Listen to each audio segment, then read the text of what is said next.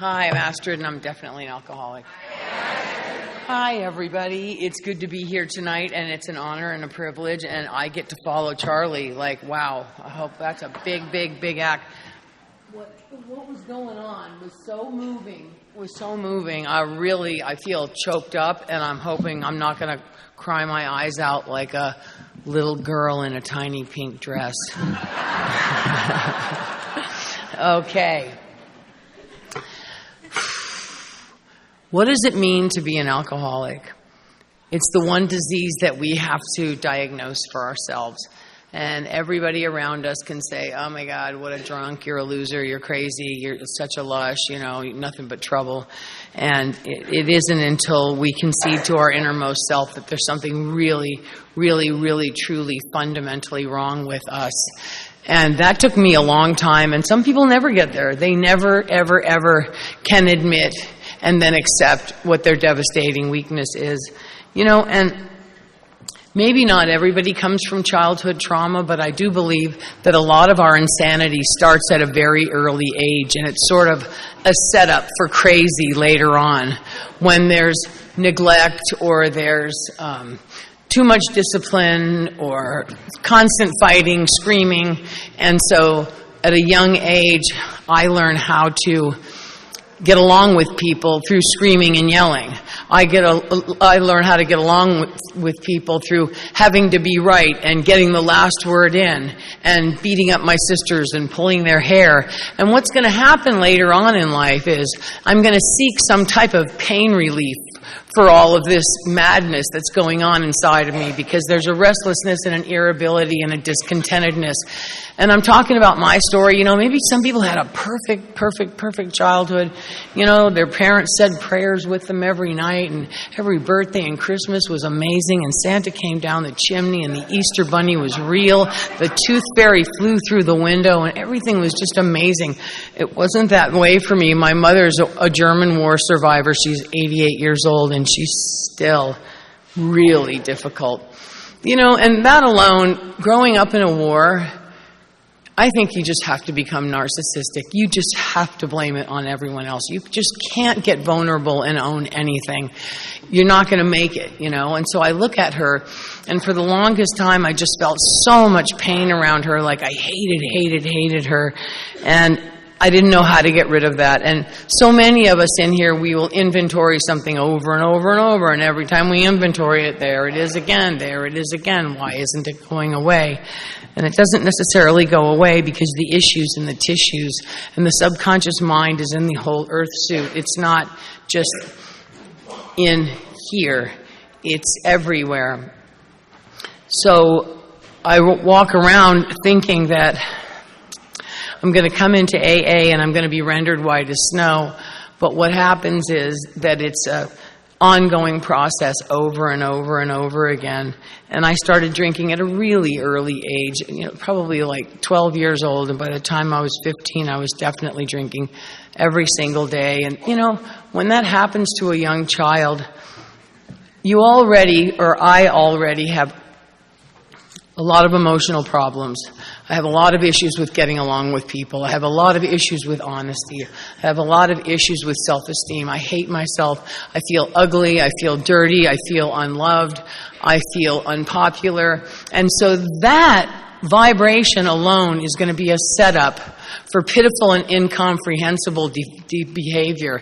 And pour a bunch of liquor on it, and I'm telling you, our clothes are going to go flying off. We're going to say the craziest things. We're going to go driving down the street and climbing up on the roof and having sex with God knows who and stealing God knows what and waking up on God knows what couch. And the terrible cycle just goes on and on and on and on. And I believe, for me anyway, that a big part of why it goes on and on is maybe because the true message of Alcoholics Anonymous doesn't always get delivered. And maybe, just maybe, there's too many funny stories, and there's too many drunkalogs, and there's too many canned pitches about what it was like, and their life might even secretly look like what it was like. But they pretend it looks like, yay, everybody clap for me.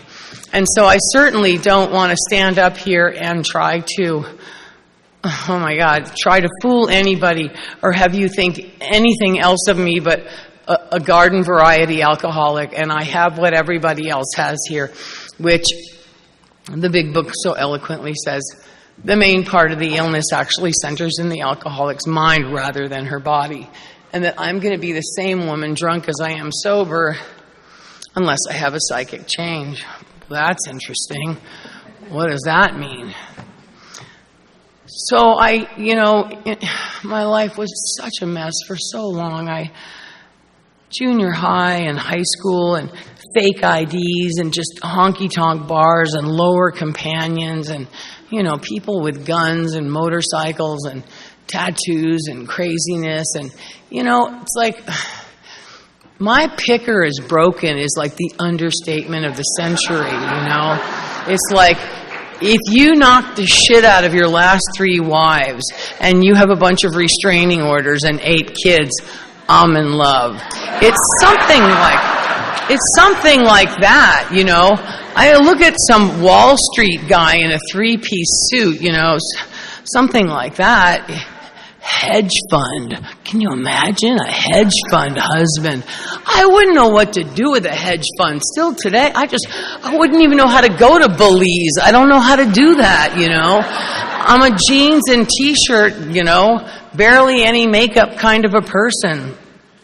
So I trudge along with what I have, and it's one bad relationship after another, and what that does is it tears the self-esteem down even more and more and more and deeper and deeper and deeper until, we get pushed into Alcoholics Anonymous, and, it's through humility. They call it a force feeding on humble pie. Man, I was so stuffed I had indigestion with that crap. And, the first time I went in, I did a 30-day detox. I spun dry. I did everything they asked me to. I, went to all these meetings, and it was in the days where you could smoke in a meeting. I'd clean ashtrays and get a sponsor, stick with the winners. I don't know what a winner is. I think a winner is a sponsor with big fake tits and a Mercedes, and she can afford like nails. I can't afford nails. I don't have those things. Maybe that's what a winner looks like. I don't really know, but I know I look like a loser. So I pick, and that no offense to anybody that has big fake tits. It's just not a winner for me. There has to be more than your tits to be a winner to me. Like, there has to be something on the inside, but I don't really know what I'm looking at all. I really, my eyes and my whole entire vision of the world is so skewed that I really am completely lost. So things don't go very well, I try to do the steps the best I can. Step 4 and 5 are a really tough one. And, some people get in an argument over this one. Somewhere in step 3 it says, then it is explained that the other steps can be practiced only when step 3 has been given a determined and persistent trial. And, this isn't a race. And so I know some people get very argumentative, like, you're taking that out of context, and Bob was dead, and Bill shouldn't have written that, and he wrote it after he took LSD, and whatever, you guys, whatever. Okay, great. Maybe he wrote it on LSD. I don't know. It sounds good to me, though. It sounds really good to me. The other steps can be taken only when step 3 has been given a determined and persistent trial. What does that mean for me? It means I have to have a God in my life as a way of life. Like, I have to have some kind of spiritual relationship with a power greater than self. And like Charlie so eloquently talked about how powerful self is. I love when he said, an alcoholic, you can get him to quit drinking way faster than you can get him to quit playing God. Isn't that? Because the ego is so large and so in charge. And a part of why the ego is so large and in charge, I look at, the bottom of step 8 in the 12 and 12. It says, very deep, sometimes quite forgotten, damaging emotional conflicts persist below the level of consciousness. At the time of these occurrences, they may actually have given our emotions violent twists which have since discolored our personalities and altered our lives for the worse. And so in there, there's talk about childhood trauma. There's talk about things that happened that were so severe that, no offense to Alcoholics Anonymous, but one inventory isn't going to dig all that stuff out at the root. It just isn't. And we see that more and more and more. And we see, oh my God, I don't even have to tell you, the amount of mental illness is just pouring into our program these days is like, holy shit. You know, we thought like a wet one in the back room was bad. Yeesh. Those days are gone. I mean, just yesterday, for real, I'm driving down the street in LA, and this naked, completely naked lady, and she's just screaming and yelling and dancing, and she's having so much fun in the middle of the street, and I'm thinking, I don't think I've ever seen that, ever in LA. I really don't think I've ever seen a completely naked, vagina, breast, the whole 9 yards, singing and dancing in the middle of the street, like, whoa, shit's getting weird out there. Really, really weird. And it's getting weird out there, and I say that because I want to be one of the people that's there to keep the doors open for those people to come in here. You know, when it says step 1, I'm powerless over alcohol, dash that my life is unmanageable, the landscape of Alcoholics Anonymous has changed so much that we have to at least try to grow with it. I am a true alcoholic, and vodka is the gateway to everything. Heroin, cocaine, stealing, sex, rip my clothes off, get in a fight with you, punch you out, steal your car, whatever. Just give me some vodka and watch her go. But, you know, the other thing is that these younger kids, they're in as much pain as we were when we were kids, and they're like snorting psych meds and cough medicine and I don't even know what. Strangest substances like, can't you just get yourself some Mad Dog? Like, what's wrong with you? You know, what's with all the pills and the powders and the snorting and just get a buzz, a cheap buzz, a nice cheap, what are you doing, you know? But it's crazy, and it's very crazy, and there's a whole lot of psychosis out there, and there's a lot of fractured children out there. I have no idea how God's ever going to fix all these kids. I don't know. And even when we talk about the hell that we all came from, where my dad beat me and my mom every day of the week, you know, I get it, yeah. These kids don't even have a mom or a dad. Half of them are in foster care. The amount of children that grow up with both parents on drugs, methamphetamine, the lights are turned out, there isn't even food stamps, there isn't even hot water. It's like, oh my God. Anyway, I know this is AA, and I'm not going to go way off the track. I'm just saying that deep down inside of all of us is so much pain and so much hurt that if we could feel it all right now, we would blow the whole roof of this place off. And it doesn't just disappear with 4, 5, and 8, and 9. I wish it did. So the first time I got sober, I stayed sober for 10 years. I had a child. I was putting myself through college. And then, you know, just all of that insanity and that stress came back. And I just would wake up in the morning, it was, you know, just fear on me, like my disease is up, you know, 30 seconds before me, and like, we're not going to make it, you know, your life's hell, you're fucking crazy, you're so stupid to have ever done this, why did you think you could have a kid, you can't be a mom, you know, just so much pain and suffering. I would never speak to anyone like that, and yet I listen to this, some people call it the committee or untreated alcoholism or stinking thinking. I actually believe that untreated alcoholism is a partial parasite or a partial possession, and that actually there's something that takes over and speaks to me with great authority, because I can see it, you see. I can actually sit and I can observe it trying to clobber me, trying to mug me, trying to take me out, trying to lynch mob me. And I'm like, wow, you're doing that again, the bathroom scale one more time. How many times a day do we have to do that? And then look at our bank account. And then what? Look at my phone. They didn't call. Oh, let's go into some social media and compare our asses and our cars. And it goes on and on and on and on and on and on and on. It's no good. You know, the average alcoholic is not psychopathic. We're not completely disconnected from our feelings. We're actually really sensitive. We cry really easily. We get our feelings hurt really easily. We are emotionally very, very immature. We're fragile people. And I do believe that's why we have so much anger. And what's interesting about our type of anger, for most of us anyway, is that a good psychiatrist will tell you today that the child that stuffs their feelings and really can't remember what happened in their childhood is the hardest one to treat. But the kid that comes in and still says, you know how it went down? Let me tell you. And then they did this, and then they weren't even there, and I felt so alone, and I was scared out of my mind. Now we got something to work with. Yay. So honestly, to have the anger that we still have is the fuel for some type of transformation inside of us. It's not always a negative thing.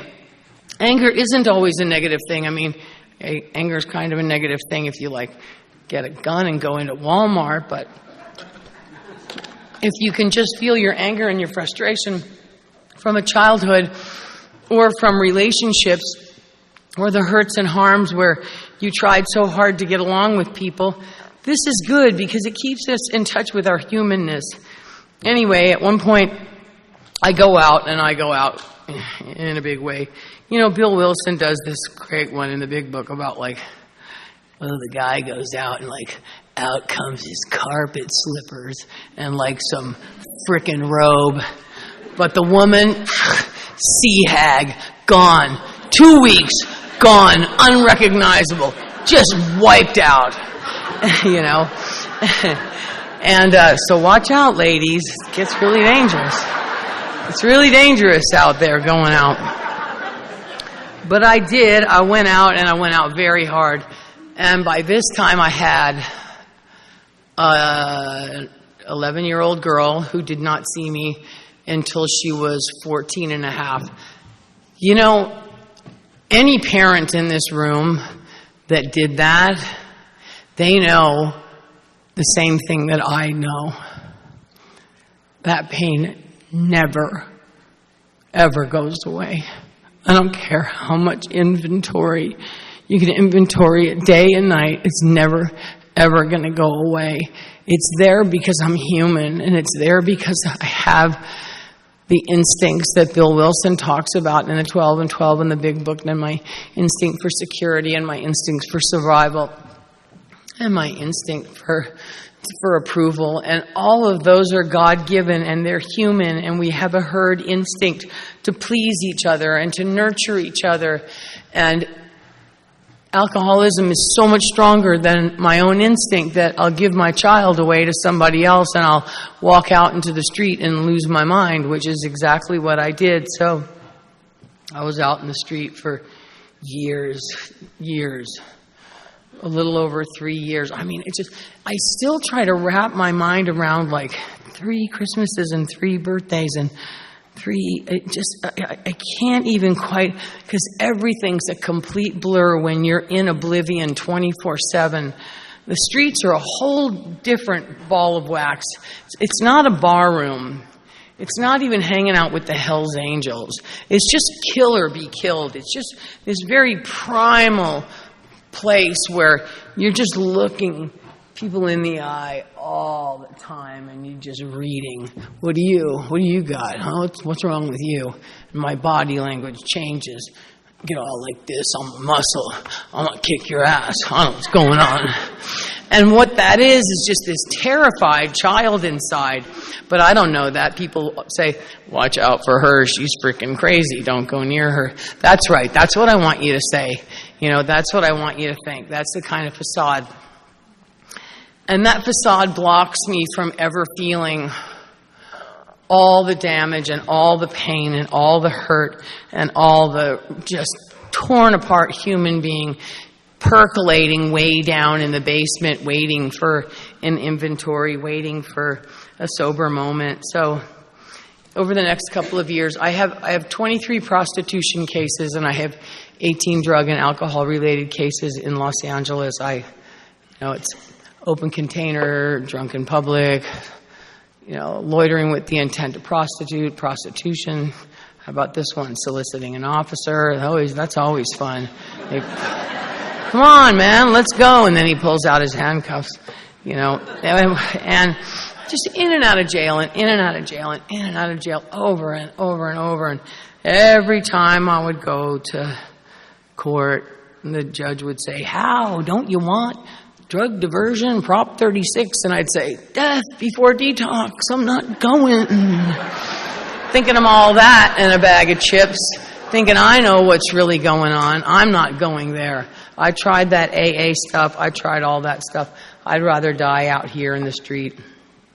Anyway, things went from bad to worse. I always tell this one story because it's so poignant, especially to a female and to a male, but especially as a mother. I remember it was pouring rain. It was February, and sometimes everything just floods in California. And there was this one house that was half burnt, and the other half wasn't burnt. So the roof was safe enough that you could stay in there. But if you've ever squatted in a burnt house, the smell is nauseating. You want to throw up. It's a really painful situation. And there was this gal in there, this black chick, and she was laying on a sleeping bag, and she was just pregnant out to here. And I'm just like, wow. I mean, I remember just tripping, like, what the heck, tripping. And she had this look on her face, like, don't you even ask me anything. It was just that feeling of, you stay there and I'll stay here.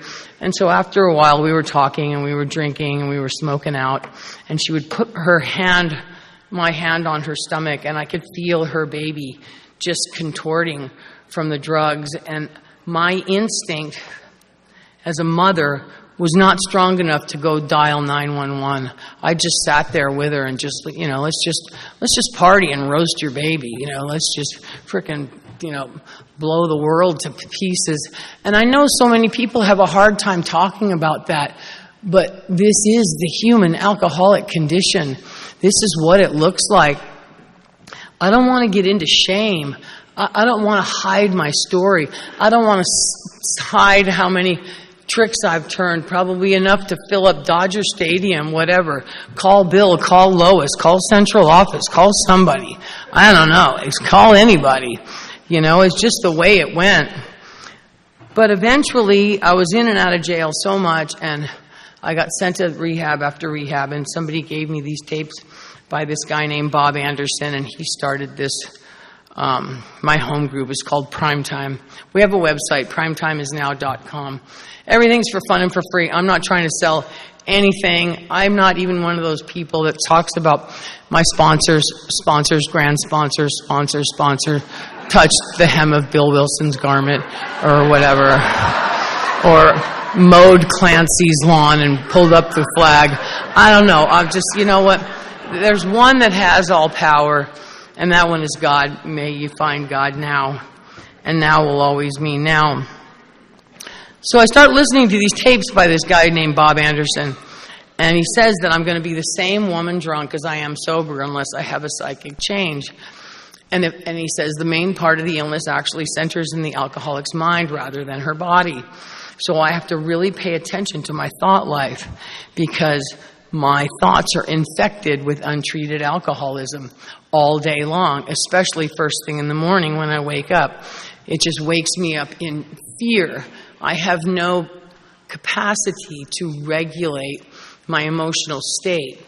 And what I'm going to do, instead of using psych meds or men or stealing or alcohol or whatever, I'm going to start using prayer and meditation to regulate my emotional state so that I can just make a phone call, so I can just drive my car, so I can just talk to someone, because I'm a hot mess. I cannot handle a lot. I still can't. I don't juggle a whole lot of stuff. Most alcoholics are not good at multitasking, so stop all that multitasking, okay? Do whatever you want. I'm just not good at it. I'm not very good at it. It's not a good thing for me. I'm giving a little bit here and a little bit there, and then I'm not focused. And the God consciousness teaches me to get focused. So I start to see that the first half of step 1 says I'm powerless over alcohol. Duh. You wouldn't be here in Tennessee on a Friday night. I wouldn't have flown in all day long, all the way from California to hang out with you guys. I'd rather be with a husband I don't have and a bunch of kids and grandchildren in my beautiful home with my chopping block in the middle of my marble kitchen, hanging out making pizzas in my stone oven. But I'm not.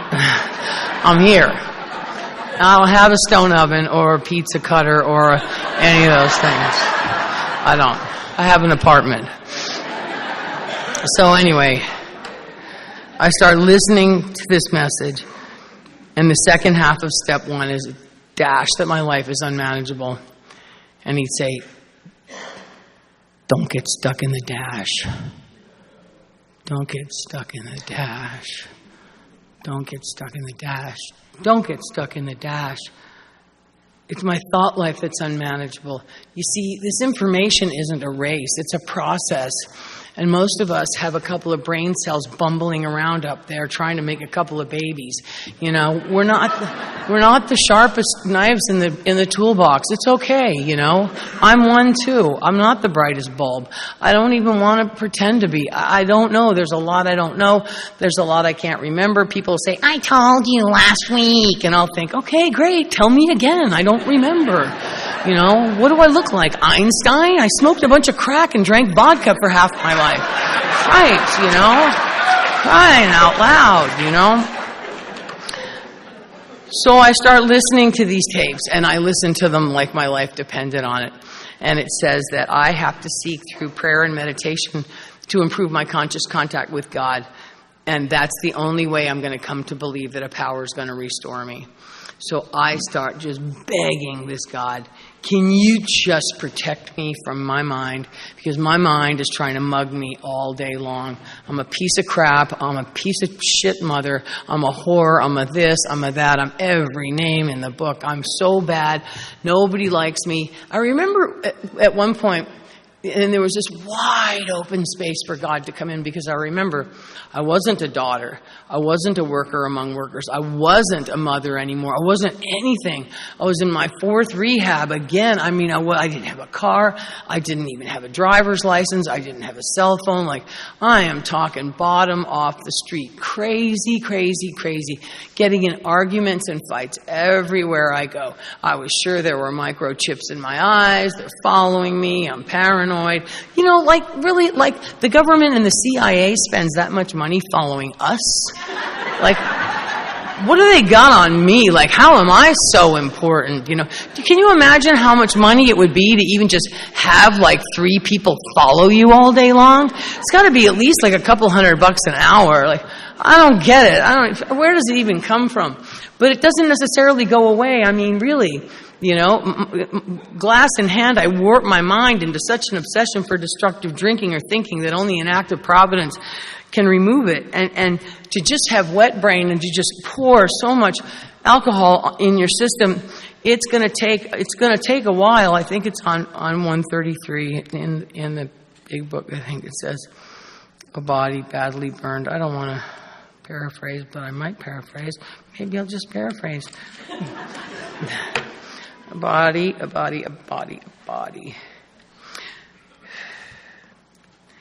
Wow. Body badly burned by alcohol does not recover overnight, nor does twisted thinking vanish in a twinkling. Yeah, or depression vanish in a twinkling. We are convinced that a spiritual mode of living is the most powerful health restorative. I mean, we're so crazy. There's so much wrong with us. You know, it also says in the book, 94 and 95 are always good ones for me. It says, outline the program of action, explaining how I made self-appraisal, how I straightened out my past, and why I am here endeavoring to be helpful. It is important for the alcoholic to realize that my attempt to pass this on to him plays a vital part in my own recovery. Actually, he may be helping me more than I'm helping him. And then I love this one because I feel like this one isn't always practiced enough. Never, never, never talk down to an alcoholic from any moral or spiritual hilltop. Simply lay out the kit of spiritual tools for his inspection. Show him how they worked for you. Offer him friendship and fellowship. Tell him that if he wants to get well, you'll do anything to help him. I love this part. If he's not interested in your solution and he expects you to act only as a banker, financial, or one, get the heck out. And my sponsor used to make me memorize that. I had to memorize this over and over. I'm not a bank, I'm not a hotel, I'm not a taxi, and I'm not a restaurant. I'm not a bank, I'm not a hotel, I'm not a taxi, I'm not a restaurant. I'm not a bank, I'm not a hotel, I'm not a taxi, I'm not a restaurant. And I still people do the craziest thing. Years of sobriety, and they take out $15,000 on a credit card and loan it to someone they barely know, and the person's going to promise to pay them back. And I'm like, God, just suck on a loaded gun next time. Like, what are you thinking? What are you thinking? And I guess, they needed that lesson, whatever it was. So as time goes on, the seeking through prayer and meditation to improve my conscious contact with God begins to regulate my nervous system. And my sponsor would say, I have no business looking in the past or the future. There's only one moment, and it's the present moment, and it's the most valuable moment I have still to this day. The only moment I can download the fourth dimension, the only moment that I can have a relationship with God is only in this moment. There isn't any other moment. So when am I going to do this? When are you going to do this? When are we going to do this? When I get home, maybe next week, when I go to church, when I decide to be nice again. It's not even a daily reprieve. It's just a moment by moment by moment reprieve, contingent on the maintenance of my spiritual condition. And every day is the day I must carry the vision of God's will for me into all my activities. And what are my activities? My activity is this. And like Charlie was talking about, he so eloquently talked about self. And, it says, to turn my will and my life over to the care of God. I offer myself to thee. Selfishness and self-centeredness we think is the root of our trouble, driven by 100 forms of fear, self-delusion, self-seeking, step on the toes of our fellows, they retaliate, sometimes seemingly without provocation. God, I offer myself to thee. We must be rid of the self, or it kills us. Constantly reminding myself I'm no longer running the show. It's there. It's all over the place. And yet, I don't know, people just think that AA is the place to go and just get up on the podium and talk about their dead canary, or I don't know what. I really feel like this is sacred ground. And my grand sponsor used to say, if you don't have a message, maybe you better sit down. He used to say, this ain't a moaning and groaning meeting. And, even if I had a bad day, which I didn't, even if I was having a bad week, which I haven't, I would not come up here and tell you my life is falling apart. I just couldn't do it. I couldn't do that to a room full of people. Where's the experience, strength, and hope? I'm coming up on 19 years, and I've had 19 years of really good stuff, really amazing stuff. And maybe there was a car accident, or I don't know, a cancer diagnosis, or whatever. This program doesn't promise us bad things won't happen.